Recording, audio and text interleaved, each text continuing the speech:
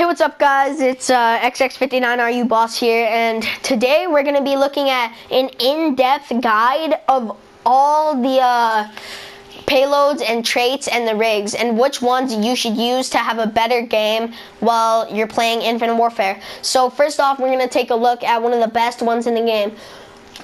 Rig Warfighter. You unlock him at level 1 with the claw and the ping, and that's what I'm using right now. You unlock it at level 1 and they're really good. I say the traits better than persistence, better than resupply.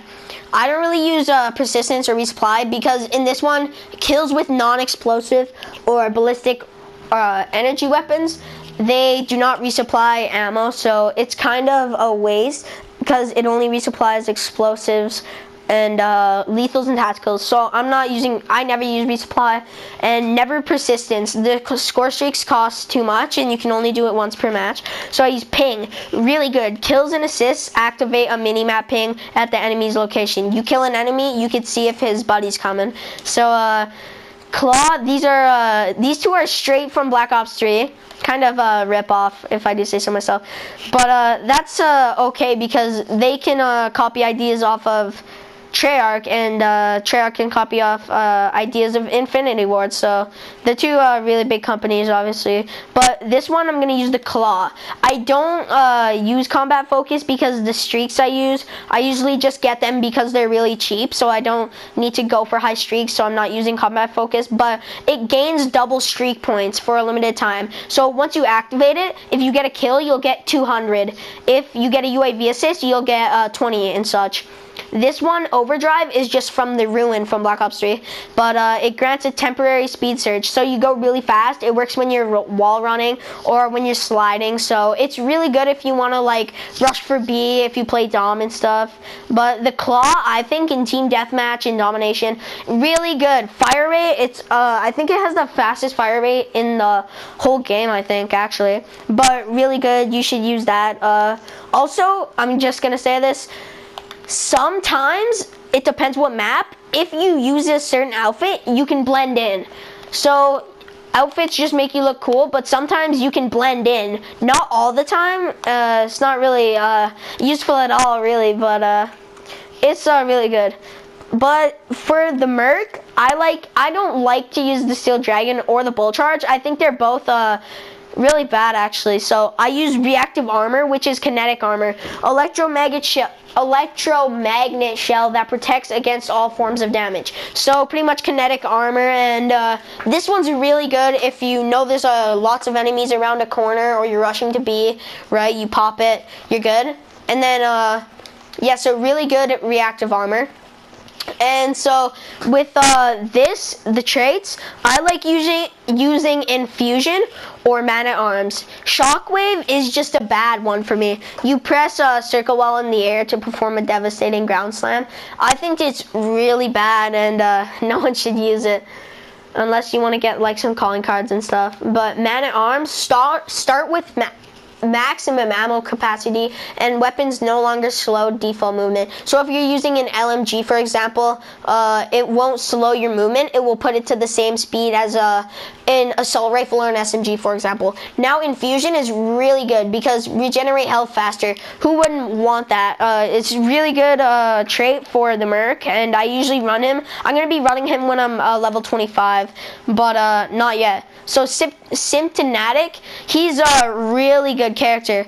He has two good ones. He has Equalizer and Rewind, and the Reaper. They're all actually good, but the main two ones that I would use is Rewind or Equalizer. Not so much Rewind in public matches, but if you're a UMG or something, you can use Rewind. It's just glitch from Black Ops 3. So with the Tempest and that guy. The Equalizer is really fast fire rate, and it's dual, and it has a suppressor, and really good for clearing out rooms and stuff. And the Rewind, instead of glitch from Black Ops 3, it's different because it replenishes your health and ammunition. That's like super good. It's really helpful. And the Reaper, you could like run around on the ground like a dog, pretty much. And oh, that all rhymed.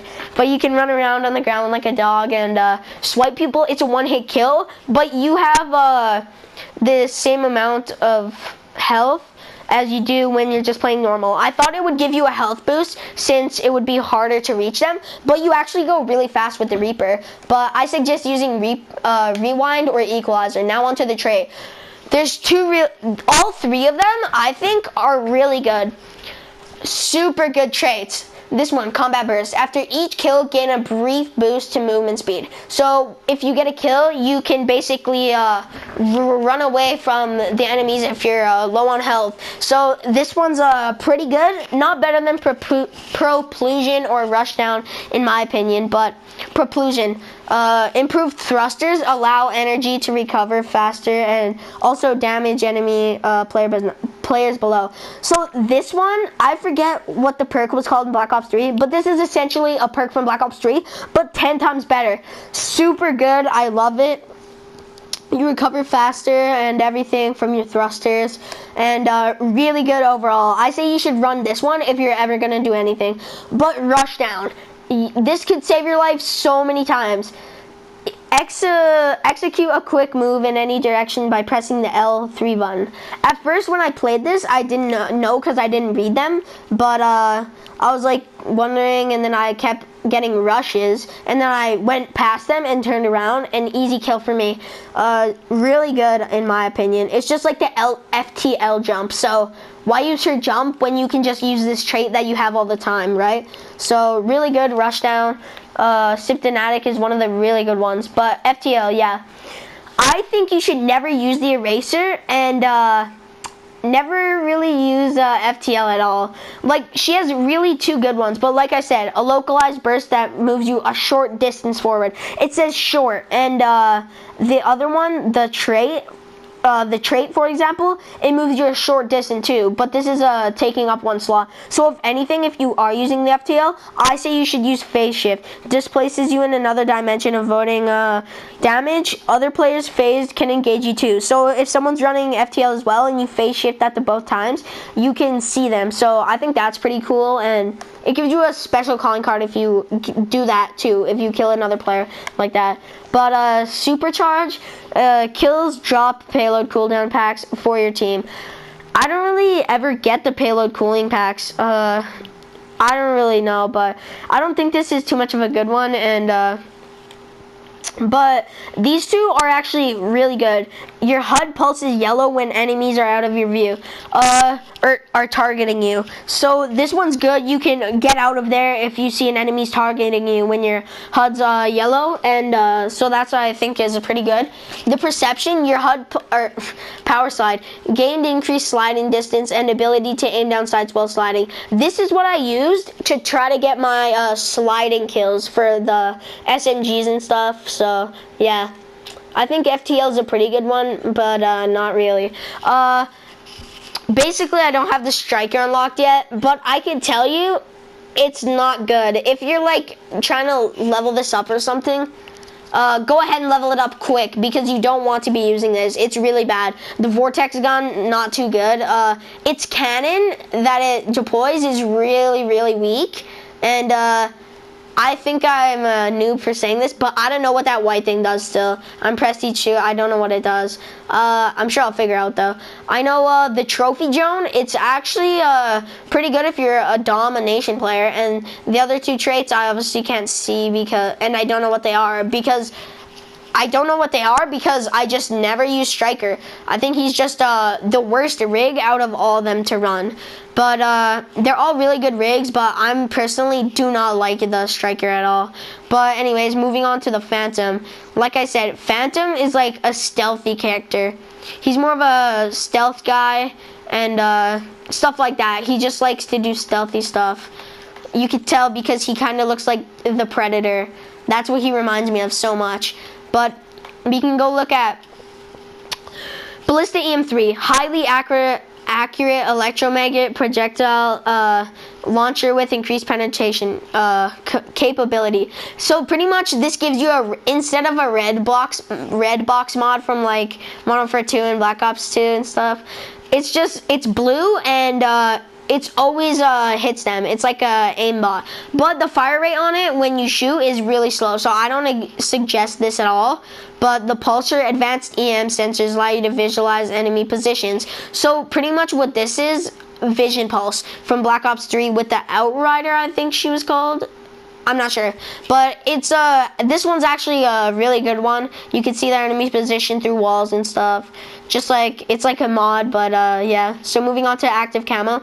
You do unlock these ones late too, 36 and 54, so use an unlock token for them, I suggest. I only did this, unlock these, because I wanted the rear guard for some calling cards. But active camo, it's just like active camo from Black Ops 3 with the Spectre. It renders you almost invisible. So it's good for rushing at a bomb site if you're playing S&D.